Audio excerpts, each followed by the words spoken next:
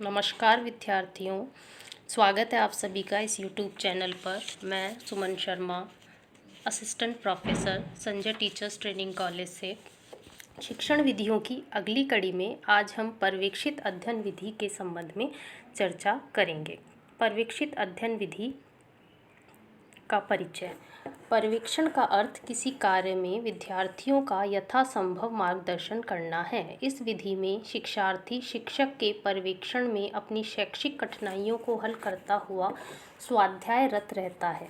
इस विधि द्वारा विद्यार्थी को अध्ययन अथवा क्रियाएं करने को दी जाती है। अध्यापक उन क्रियाओं का निरीक्षण करता है, पर्यवेक्षण कर विद्यार्थियों को निर्देश प्रदान करता है, इसलिए यह पर्यवेक्षित अध्ययन विधि कहलाती है। ऐतिहासिक परिप्रेक्ष्य। शिक्षण व्यवस्था में हर्बर्ट उपागम का सर्वाधिक प्रयोग किया जाता है। हर्बर्ट ने स्मृति आधारित शिक्षण हेतु अध्यापक द्वारा विषय वस्तु के प्रस्तुतिकरण पर अधिक जोर दिया था, किंतु मॉरिसन द्वारा अपने शिक्षण उपागम में विषय वस्तु को बोधगम्य कर स्वामित्व पर भी जोर दिया गया। इसलिए मॉरिसन ने पर्यवेक्षित अध्ययन पद्धति का सर्वप्रथम प्रयोग किया। इसके बाद डेजी मॉरविल जॉन ने 1971 में बालक की अध्ययन आदतों के विकास हेतु पर्यवेक्षित अध्ययन का सुझाव दिया। परिभाषाएं। बाइनिंग एंड बाइनिंग कहते हैं कि पर्यवेक्षित अध्ययन विधि का हमारा अर्थ शिक्षक द्वारा कक्षा तथा छात्रों के एक समूह का उस समय निरीक्षण किया जाना है जब वे अपनी डेस्कों या मेज़ों पर कार्यरत होते हैं, अर्थात जब अध्यापक द्वारा दिया गया कार्य विद्यार्थी कक्ष में अपनी मेज़ों पर कर रहे होते हैं और उस समय अवधि में जब अध्यापक कक्षा में उनका निरीक्षण करता है, वो पूरी जो प्रक्रिया है वह पर्यवेक्षित अध्ययन विधि कहलाती है। क्लासीमियर ने कहा है कि पर्यवेक्षित अध्ययन कालांश में छात्र अध्यापक द्वारा दिए गए कार्य, स्वयं के द्वारा प्रारंभ की गई क्रियाएं तथा विभिन्न प्रकार की व्यक्तिगत योजनाओं पर कार्य करते हैं। अध्यापक प्रत्येक छात्र की सहायता करते हैं। शैक्षिक कालांश का आधा भाग या लगभग आधे से अधिक भाग निरीक्षक अध्ययन हेतु और शेष वाद विवाद, व्याख्यान आदि के लिए प्रयुक्त होता है।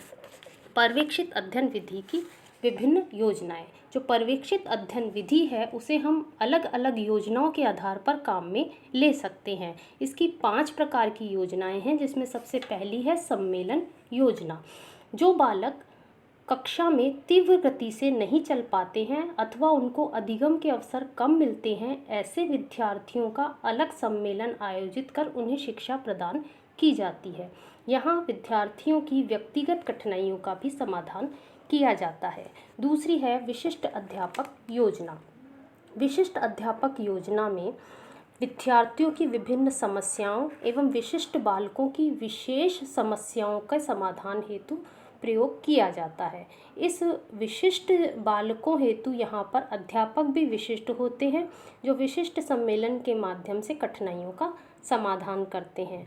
यहाँ विद्यार्थियों में अतिरिक्त अध्ययन एवं निर्देशन भी प्रदान किया जाता है। तीसरी योजना है काल विभाजन योजना। काल विभाजन योजना में एक कक्षा में 2 या 2 से अधिक अध्यापक कार्य करते हैं और वे अपने कार्य को बांट लेते हैं समय के आधार पर। एक अध्यापक शिक्षण कार्य करता है तो दूसरा निरीक्षण कार्य आधे कालांश में, और एक अध्यापक शिक्षण, निरीक्षण एवं निर्देशन देता है तथा आधे कालांश में दूसरा अध्यापक यह कार्य संपन्न करता है। इस प्रकार से यह एक मितव्ययी योजना है जिसमें 2 अध्यापकों की योग्यता का लाभ मिल जाता है। चौथी जो योजना है वह द्विकाल योजना। इस प्रकार की योजना विषय वस्तु का प्रस्तुतिकरण एवं निरीक्षण 2 कालांशों में संपन्न किया जाता है। इस प्रकार अन्य विधियों के समान इस विधि में भी समय अधिक लगता है।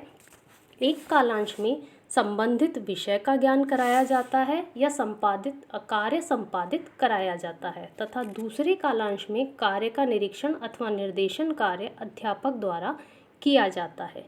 5वीं योजना है सामयिक योजना। इस प्रकार की योजना के अंतर्गत निरीक्षण का अध्ययन दैनिक न होकर समय समय पर कुछ अंतराल के पश्चात किया जाता है। यह अंतराल कितना होगा यह आवश्यकता अनुसार तथा अध्यापक पर निर्भर होता है कि वह अंतराल साप्ताहिक होगा, पाक्षिक होगा या मासिक होगा। इस प्रकार से अध्यापक अपनी आवश्यकता अनुसार पर्यवेक्षक अध्ययन विधि की विभिन्न योजनाओं में से योजनाओं का चयन कर इस कार्य को संपादित कर सकते हैं। इसके पश्चात है पर्यवेक्षित अध्ययन विधि के सोपान।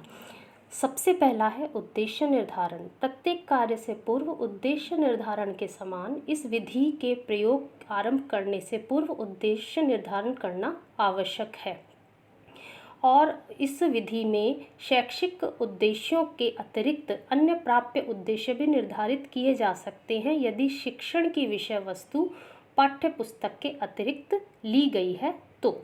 इसके पश्चात है कार्य का विभाजन, जिसमें अध्यापक विभिन्न योजनाओं के अनुसार विद्यार्थियों के मध्य कार्य का विभाजन करता है। इसके बाद अध्ययन कार्य का निष्पादन।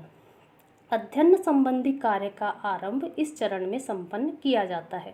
इस चरण को आरंभ करने से पूर्व शिक्षक विद्यार्थियों को कार्य नीति स्पष्ट करता है कि कार्य कैसे निष्पादित करना है। इस संबंध में निर्देश भी देता है कि विषय वस्तु किससे संबंधित है, इसका शीर्षक क्या है, जो विषय वस्तु है उसे ध्यानपूर्वक पढ़ा जाए, जो रेखांकित विषय वस्तु है उसे ध्यान से पढ़ें, नीचे जो प्रश्न लिखे हैं उनके उत्तर ढूंढने का प्रयास करें। इस प्रकार से निर्देशित किया जाता है विद्यार्थियों को।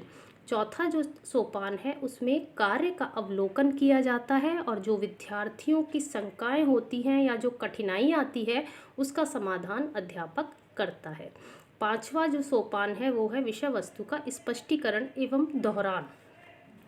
यदि अध्यापक को ये लगता है कि स्वयं पढ़कर विद्यार्थी इस विषय वस्तु को नहीं समझ पा रहे होंगे तो ऐसी स्थिति में अध्यापक कथन द्वारा विषय वस्तु को पुनः स्पष्ट करता है और जो कमज़ोर बालक हैं वो फिर इसे समझने में आसानी होती है। विषय वस्तु का दोहरान भी हो जाता है और इस कारण से यह विषय वस्तु लंबे समय तक विद्यार्थियों को याद भी रहती है।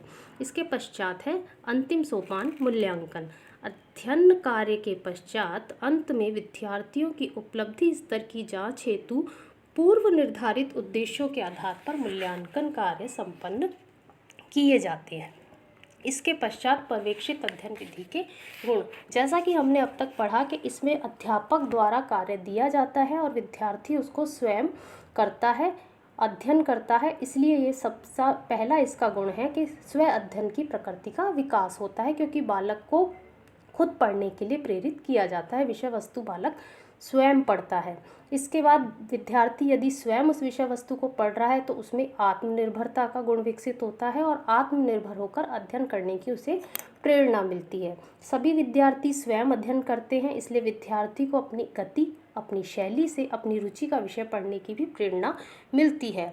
यह विधि बहुत ही सरल एवं व्यावहारिक है। हम इसे सरलता से अपने कक्षा में इसको काम में ले सकते हैं। विद्यार्थी अधिगम स्तर एवं उपलब्धि स्तर की तुरंत जांच संभव हो पाती है। इसमें विद्यार्थी स्वयं अध्ययन करता है और बाद में उसके उपलब्धि स्तर की जांच अगले जो आधे कालांश में शिक्षक करता है, इसलिए इसमें एक साथ दोनों कार्य संभव हो पाते हैं। विद्यार्थी स्वयं विषय वस्तु पढ़ते हैं, इसलिए उसको स्वयं चिंतन करने की क्षमता विकसित होती है, मनन करता है उसको और अवबोध की क्षमता विकसित होती है। पर्यवेक्षित अध्ययन विधि के सीमाएं। एक कालांश में स्वाध्याय एवं मूल्यांकन दोनों संपन्न होने के कारण इस विधि में समय अधिक लगता है। संदर्भ जो सामग्री है उसको उपलब्ध कराने में अधिक व्यय होता है। इस अध्ययन व्यवस्था का प्रयोग उच्च कक्षाओं के लिए उपयोगी है, परंतु प्राथमिक व माध्यमिक कक्षाओं के लिए इतनी उपयोगी नहीं है। इस विधि के प्रयोग से छात्र शिक्षण के भावात्मक एवं क्रियात्मक उद्देश्यों से दूर हो जाते हैं। आशा है आपके लिए ये जो सामग्री है उपयोगी सिद्ध होगी। धन्यवाद।